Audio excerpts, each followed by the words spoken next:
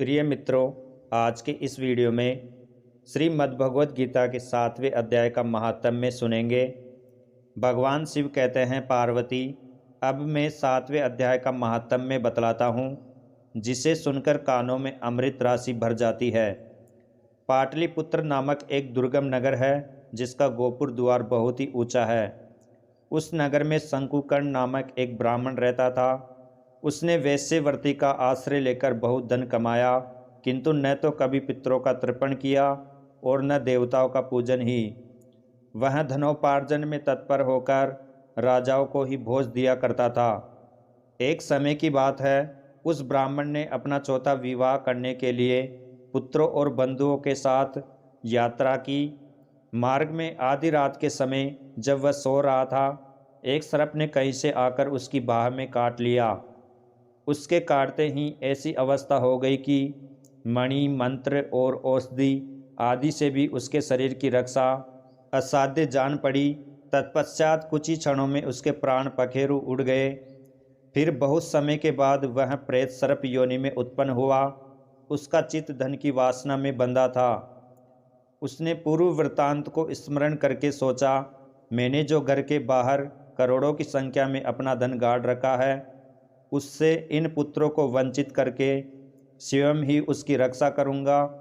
एक दिन सांप की योनि से पीड़ित होकर पिता ने सौपन में अपने पुत्रों के समक्ष आकर अपना मनोभाव बताया। तब उसके निरंकुश पुत्रों ने सवेरे उठकर बड़े विस्मय के साथ एक दूसरे से सौपन की बातें कही। उनमें से मझला पुत्र कुदाल हाथ में लिए घर से निकला और जहाँ उसके पिता सर्प योनि धारण करके रहते थे, उस स्थान पर गया। यद्यपि उसे धन के स्थान का ठीक ठीक पता नहीं था, तो भी उसने चिन्हों से उसका ठीक निश्चय कर लिया और लोभ बुद्धि से वहां पहुंचकर बाम्बी को खोदना आरंभ किया। तब उस बाम्बी से बड़ा भयानक सांप प्रकट हुआ और बोला, ओ मूढ़, तू कौन है? किस लिए आया है? क्यों बिल खोद रहा है? अथवा किसने तुझे भेजा है? ये सारी बातें मेरे सामने बता। पुत्र बोला, मैं आपका पुत्र हूँ, मेरा नाम शिव है। मैं रात्रि में देखे हुए सोपन से विस्मित होकर यहाँ का सुवर्ण लेने के कौतूहल से आया हूँ। पुत्र की यह वाणी सुनकर वह सांप हंसता हुआ उस स्वर से इस प्रकार स्पष्ट वचन बोला, यदि तू मेरा पुत्र है तो मुझे शीघ्र ही बंधन से मुक्त कर। मैं पूर्व जन्म के गाड़े हुए धन के ही लिए सर्प योनि में उत्पन्न हुआ हूँ। पुत्र ने पूछा, पिताजी, आपकी मुक्ति कैसे होगी? इसका उपाय मुझे बताइए, क्योंकि मैं इस रात में सब लोगों को छोड़कर आपके पास आया हूँ। पिता ने कहा, बेटा, गीता के अमृतमय सप्तम अध्याय को छोड़कर मुझे मुक्त करने में तीर्थ, दान, तप और यज्ञ भी सर्वथा समर्थ नहीं है। केवल गीता का 7वां अध्याय ही प्राणियों के जरा, मृत्यु आदि दुखों को दूर करने वाला है। पुत्र, मेरे श्राद्ध के दिन सप्तम अध्याय का पाठ करने वाले ब्राह्मणों को श्रद्धापूर्वक भोजन कराओ, इससे निस्संदेह मेरी मुक्ति हो जाएगी।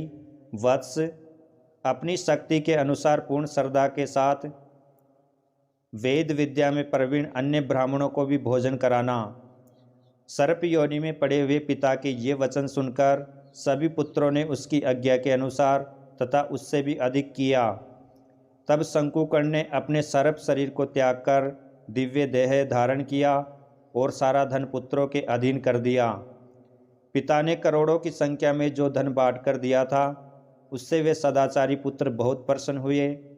उनकी बुद्धि धर्म में लगी हुई थी, इसलिए उन्होंने बावली, कुआं, पोखरा, यज्ञ तथा देव मंदिर के लिए उस धन का उपयोग किया और अन्नशाला भी बनवाई। तत्पश्चात 7वें अध्याय का सदा जप करते हुए उन्होंने मोक्ष प्राप्त किया।